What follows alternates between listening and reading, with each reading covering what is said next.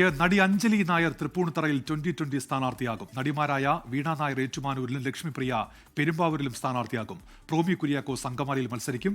താൻ മത്സരരംഗത്തുണ്ടാകില്ലെന്ന് സാബു ജേക്കബ് അറിയിച്ചു. പല വിധത്തിലുള്ള അഭ്യൂഹങ്ങൾ, അതായത് ഞാൻ മൂവാറ്റുപുഴയിൽ മത്സരിക്കും, അതുപോലെ പെരുമ്പാവൂർ മത്സരിക്കും, അതിനുശേഷം തൃപ്പൂണിത്തറയിൽ ഈ അടുത്തിടയ്ക്ക് തൃപ്പൂണിത്തറയിൽ മത്സരിക്കുമെന്നെല്ലാം ഉണ്ടായിരുന്നു. ഇവിടെ ഒരു കാര്യം മനസ്സിലാക്കേണ്ടത്, ഞാൻ രാഷ്ട്രീയത്തിലേക്ക് വന്നത് ഒരിക്കലും ഒരു സ്ഥാനാർത്ഥിയാകാനോ MLA ആകാനോ മന്ത്രിയാകാനോ അല്ല. അപ്പോൾ ഇന്നും ഈ തവണ മത്സരിക്കാത്തതിൽ കൂടി ഞാൻ തെളിയിക്കുന്നത് തന്നെ നമുക്ക് ഇങ്ങനെയുള്ള താല്പര്യങ്ങൾ എനിക്കില്ല എന്നുള്ളതാണത്. വിപിൻ സി വിജയൻ ഇപ്പോൾ കൊച്ചിയിൽ നിന്ന്. വിപിൻ, 2020 അപ്രതീക്ഷിത സ്ഥാനാർത്ഥികൾ വരുന്നു, എന്തൊക്കെയാണ് വിവരങ്ങൾ വിപിൻ?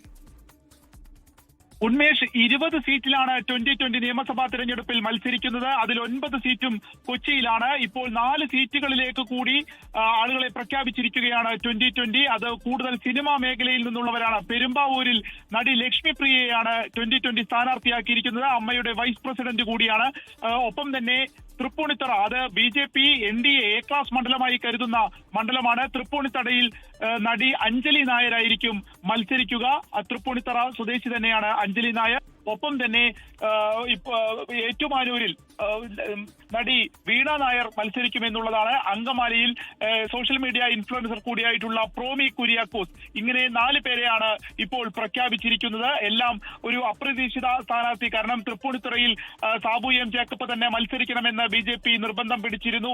ആ രീതിക്കുള്ള ചർച്ചകളും നടന്നിരുന്നു. പക്ഷേ മത്സര രംഗത്തേക്കില്ല എന്നുള്ളത് പ്രഖ്യാപിച്ചതോടൊപ്പം സിനിമാ മേഖലയിൽ നിന്ന് ഒരു ചലച്ചിത്ര ഒരു നിമിഷം വിപിൻ, ഇപ്പോൾ ഡോക്ടർ MK മുനീർ മാധ്യമങ്ങളെ കാണുന്നു. ലോകത്തെവിടെയായാലും ഏത് സമയത്തും 24 വാർത്തകളും ഓഗ്മെന്റഡ് റിയാലിറ്റി പാക്കേജുകളും എക്സ്പ്ലെയിനറുകളും വിശദമായി കാണാൻ ഞങ്ങളുടെ YouTube ചാനൽ നിങ്ങൾക്ക് സബ്സ്ക്രൈബ് ചെയ്യാം.